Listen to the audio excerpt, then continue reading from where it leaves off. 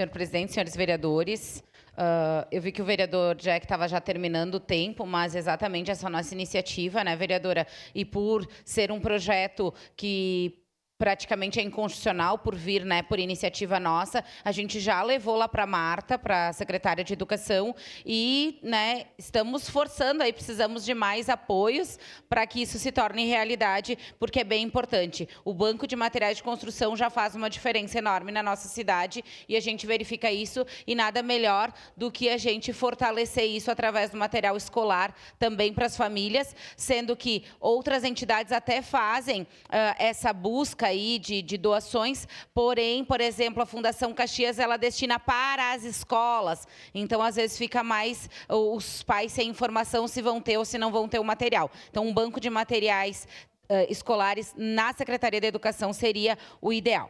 Mas eu vou trazer um outro assunto aqui, que é a respeito de uma manifestação que a gente participou no domingo. Eu fui convidada por alguns produtores rurais e alguns moradores ali de Lajeado Grande para falar sobre a RS 476, que cruza ali com a Rota do Sol. Então, a dificuldade daqueles moradores, produtores rurais, né, e muitos aqui de Caxias do Sul que têm a dificuldade de escoar a produção deles através daquela estrada. E pasmem, né?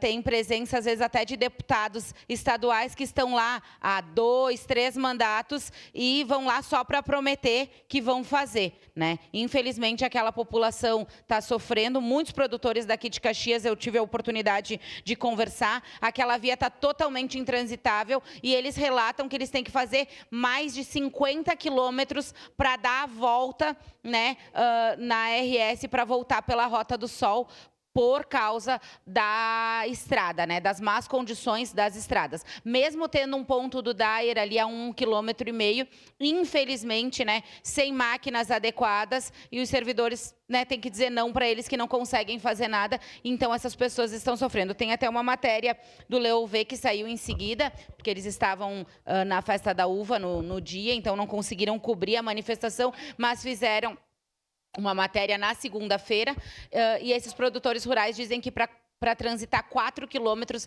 eles demoram cerca de 40 minutos, devido aos buracos, né, e os desníveis da estrada. Então, fazer um reforço aqui, né, para o governo do estado, para olhar pelas estradas. A gente já fala tanto da questão da Rota do Sol, né, praticamente sem iluminação, sem sinalização, com vários buracos. Eles fazem alguns tapas-buracos, mas não resolve. Mas, além disso, a gente tem naquela região ali do Lajeado Grande, a RS 476, que está totalmente intransitável. Seu à parte, vereador Fantinel.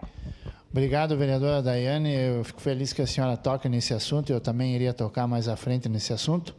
Inclusive, eu tenho os vídeos e fotos, vereadora, dos moradores arrancando as pedras da estrada com a enxada, para poder passar com as máquinas, para poder passar com os caminhões, caminhonetes, com a produção. Os agricultores com os enxadões e picaretas arrancando as pedras da estrada para poder passar com os caminhões para escoar a safra. E por que a gente está falando de um local que não é o nosso município? Porque 90% dos produtores daquela área lá são de Caxias do Sul. São produtores que plantam lá, mas tiram a nota aqui em Caxias. O imposto fica aqui. Então, é importante que a gente coloque essa situação, tá? Porque está uma vergonha a 476 e não é de hoje. Não é de hoje. Isso faz muito tempo. E na última eleição para deputado, que eu também fui candidato, estive lá escutando o povo, estiveram lá vários que hoje são deputados estaduais, mas que nunca mais deram as caras. Obrigado, vereador.